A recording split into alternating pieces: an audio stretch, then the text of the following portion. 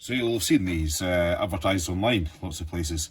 12-volt fuse boxes. This one's a 12-way, like a buzz bar system. Also with LEDs that light up if a fuse goes out. Now the thing is, I've got two of these fitted. This is the third one I'm about to fit in the van. However, you see these advertised up to 100 amps capacity. I've seen a couple of things online about, you know, that they aren't. I have had another one apart and I wasn't too impressed with what's inside.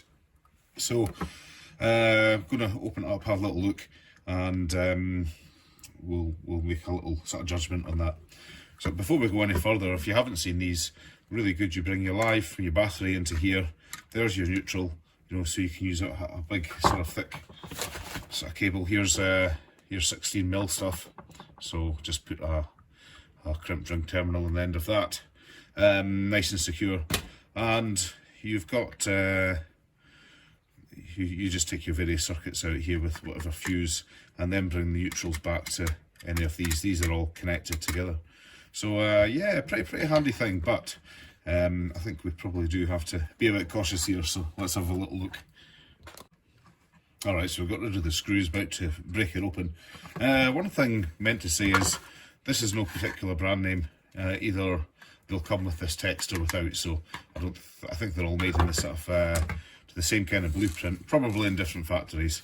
That's the way things are. So I'm just pushing out this bar here, and here we go. So sort of two parts. This is the neutral buzz bar, and we'll take a bit of measurements of this plate. Fairly thick. Not quite sure what this is. Yeah, it's some sort of steel, and same with this as well. So this is the live buzz bar here. So we've got this. This is where the live comes in from the battery, gets distributed along here. These are sort of the either side of the fuse holders. So the blade fuses just slot in there, and it makes the connection between these.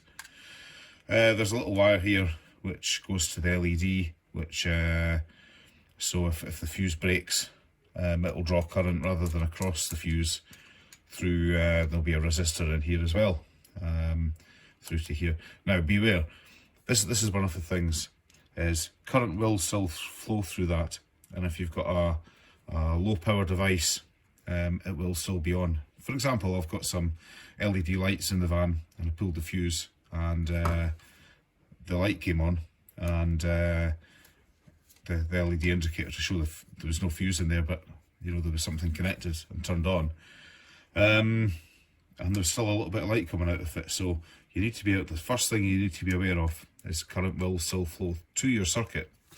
So yeah, let's have a look at this. You see, this is not going to take 100 amps. This buzz bar, I'll tell you that for nothing. So if we pull this out, I'm just going to bend it back. Oh, there we go. Yeah, so we've got a bit of soldering on there. Yeah, that's through the LED circuit. So this here, I'll get a micrometer on this, and we'll take some measurements, and we'll take it's fairly easy to make a judgment on roughly sort of how much current this would take. What's quite interesting is there's little holes drilled in here, so I don't know what these are for. Yeah, no idea. You know, if anything, it's going to reduce the current carrying capability of this. So, yeah. So I've got a micrometer on here. We'll take some measurements and we'll do a finger in the air calculation. And it's just finger in the air. So if anyone knows of a better way to calculate this, please leave it down in the comments below. Yeah, helpful for everybody. Yeah, so we don't even need to get a micrometer on here. This is fairly simple. So the cross-sectional area is what we're looking at here. So we've got 15mm, and measuring this before, I reckon this, if we said this is 1 mil, yeah, we'll not be far off at that. So in effect, this is a 15mm cable. fact, not even, because it's not even, this doesn't even look like copper. So it's not going to have the, nah, is it? It's certainly something that's tin plated anyway. Yeah, it is actually copper. What grade of copper, we don't know. Okay, so let's take this as a 15 mil square cable. Is that going to carry 100 amps? No fucking chance. No chance at all. I'll have a quick look up what that is, but really, I'd be restricting this probably to about 20 amps. You know, otherwise it's going to be heating up. There's no sort of plastic marks in here to show us what it is.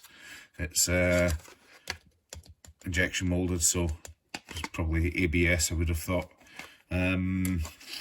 Yeah, so you don't want this to heat up. God knows what fumes it's going to give, but you know, you really don't. So yeah, 100 amp, absolutely no way, no danger. Don't even think about it. Even 50, 60 amp, no chance you're going to be pushing this. As I say, if I was using this, I'd probably look at, you know, maybe 20, 30 amps max,